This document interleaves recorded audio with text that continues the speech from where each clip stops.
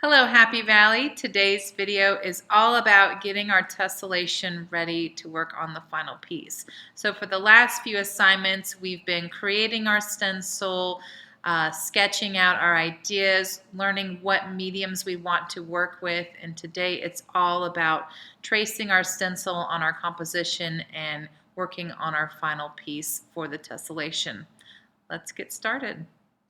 All right, guys, before we can get started, you must have a stencil to work on your project, and you must have a solid idea as to what you are going to be creating for your art piece. If you don't have these things, if you don't have, well, first off, you don't have a stencil, it's time to go back and work on creating a stencil, and then work on developing and designing your ideas.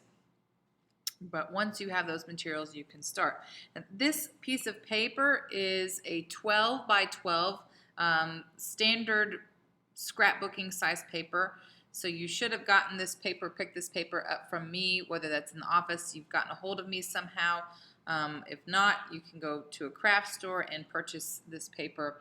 I would not recommend cutting your own out just because it's going to be difficult to find a piece of paper this size. And so it would just be more time consuming. I think if you want to purchase your own, get it from Hobby Lobby or Michael's. They're like 30 cents, if that, for one sheet of paper. So you can do that. But what you're going to do with your stencil, and I always tell my kids this is, and I know in the last video, this is the idea I had, and I said that this is the one I was going to go with, but I kept looking at it, and I thought I could make this better. I kind of just sketched this for the video, and I thought about it some more, and I said it kind of looked like a pig to me at one point, so I went back and created my own. I still liked the little party part, and I decided to kind of make it more of a pig. So anyway, this is what I would have gone with. So scratch that. This is my design that I'm going to use. And I could really, embellish and add more to it. I can put clothes on him if I wanted to. I can, change his facial features, change his party hat, so I can have a lot of fun with it. Anyway, so this is the position that my stencil's in when you look at my sketching. Right? And you want to keep it that way. So a lot of the times when we start, I tell kids to write something, make some kind of mark on here that says that this is the top. All right, and I put it like this. So I put top on there, so I know, because sometimes when we're tracing, we either move on to something else or forget, and our stencil gets flipped over and we end up tracing it the wrong way, or something happens, or we start tracing it upside down. So we want to know which way is the top, which way is the one that's supposed to be facing us. So make some kind of mark on it that tells you that. Now, there is no wrong or right way to really do this. I prefer to start my stencil directly in the center, but you can start this wherever you'd like on your paper. You're going to trace this over and over and over again until it completely fills the entire space. That means even on the sides, if there's a bit of white that's showing and that this can be traced, you need to trace every single bit of your art piece. Doesn't matter if only a part of it's on there, you trace the part that is on the paper. So I like to start dead in the center. That's just my preference. I like it that way. You can even start at an angle if you want to. All right. There is no wrong or right way to start this. You could start at an angle up at the top left-hand corner. It's up to you as to where you start. Again, I like to put it directly in the center. So whenever you're getting ready to trace, especially if you have a stencil that has a lot of these weird angles and points and jagged edges, you need to take your time. I can't repeat it. I can't stress it enough. You've got to take your time with this. Also, having an extremely sharp pencil or really good pointed pencil, working with a dull pencil is going to broaden your line. It's It's going to add a little bit too much weight to your line, and it will cause you problems later on. I will say these stencils are not 100% perfect. They're man-made. They're made by us, people.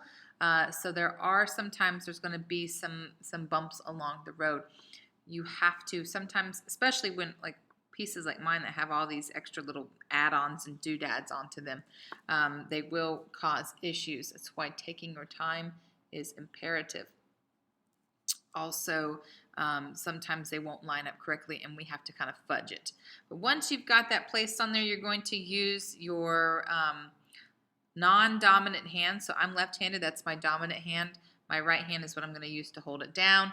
Most of you are right-handed, so you would be using your left hand to hold down the piece, but you're going to use your hands together to work and completely trace this on here.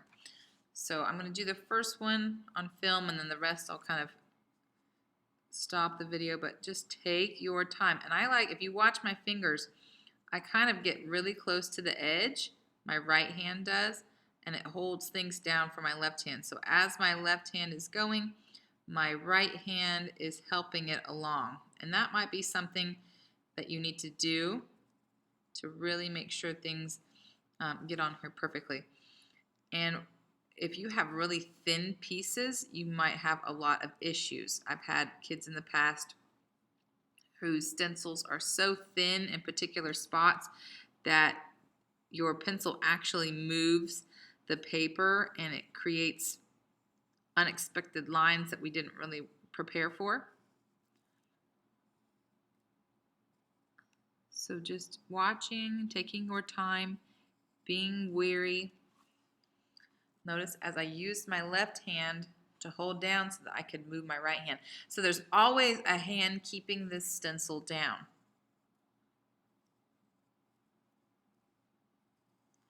Watch how I go around these corners too. So my left hand, here we go, up around the corner, and instead of going around that corner, I start from the other side, come down and work my way up. Okay, so if you have areas like that, do this. Here we go, the left side, I'm gonna work my way up. Then instead of going around the corner and back down, I start on the opposite side and work my way backwards. So back and forth, back and forth. Putting my left hand down so that I can move my right hand. Coming back over here, working my way down, down. I'm pulling that pencil down. I'm not completely following it all the way. And lift it up. And if you've done this stencil correctly, it will work everywhere that you place it. This would go right on top here. This would go down here. This would go to the left. This would go to the right. And so if you see that, that's a radial pattern. I like to work in a radial pattern. So I have this one directly in the center. Now I'm going to trace the top. Then I'm going to trace its left-hand side, bottom, and right-hand side. So when I come back, those four things will be done. All right, so you can see where I made a radial pattern around that original. I went above, to left, below, to the right. Now I'm going to work off of a radial again. What's really cool about this though is as you see it starts to kind of, there's areas that you don't have to trace anymore because look, I've already got the bottom of this one and the side of this one, so all I'm going to have to do is trace the top and right hand side of the stencil. So I'm going to just place that here and work around this one. I'm working in a radial pattern. So I'm doing the right hand side of this one. I'm going to go above this one and do the top, do the left hand side, and my bottom's already done. That's why I like working in a radial pattern. Again, I worked in a radial pattern off of this piece.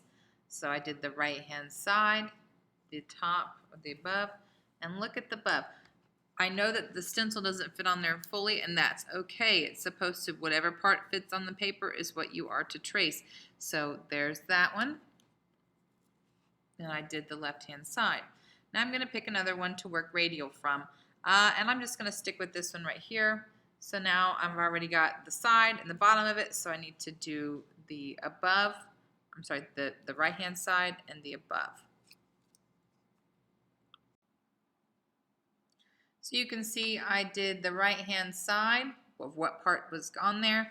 I did the one above it, and it ends up creating this one right here, so I don't have to do that anymore. All right, so now I'm going to work from up here, do the above, do the left-hand side, and it will, just by doing this, it will create the one that goes right here. So now that when you look at mine, I've pretty much got the first 2 rows are completed. I've got these last 3 rows I'm going to have to create down in here. Pretty much almost done. So the left-hand side, when I place this right here, the majority of it's done. I've just got to trace on this bottom piece. So I'll get that added on here. And over here on the other side, line that up. Just got to get this little bottom piece put on here. All right, so what I can do is work radial from this one. So I will do the right-hand side, the one right below it, and the one to the left of it. All right, so I'm pretty much almost there. We're almost there. I'm going to do this left-hand side and the right-hand side over here. Just get that laid on there. Trace around that bottom piece. Over here on the right-hand side, match this up.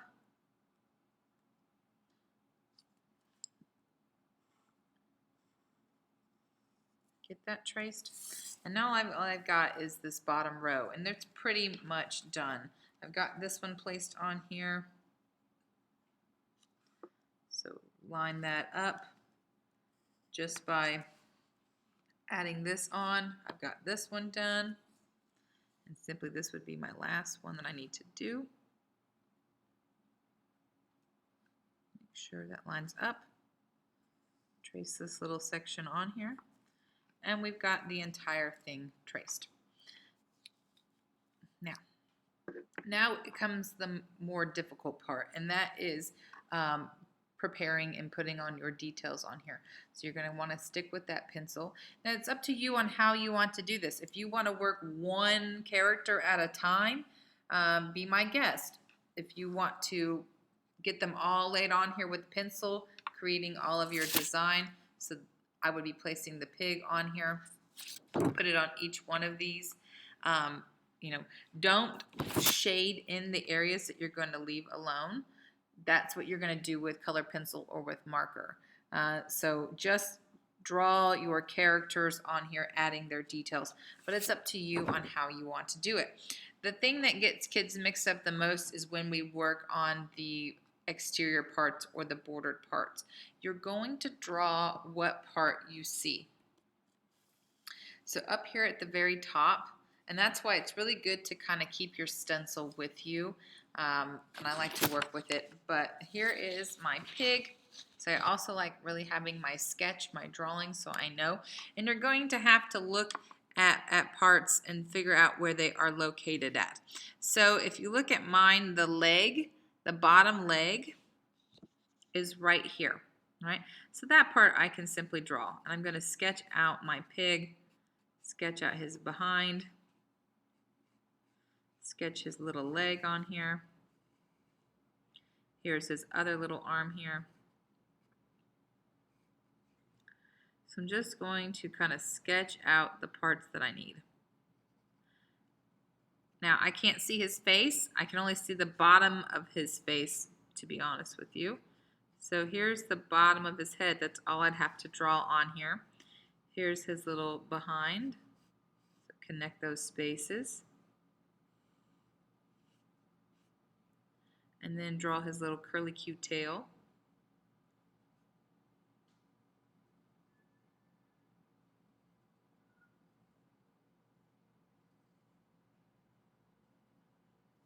And that's it. That's all I have to do on that pig because that's the part that I see. Everything else is going to be background coloring, so I don't have to worry about all of that. So making sure that you have a detailed idea of what you're going to do is going to make things so much easier for you.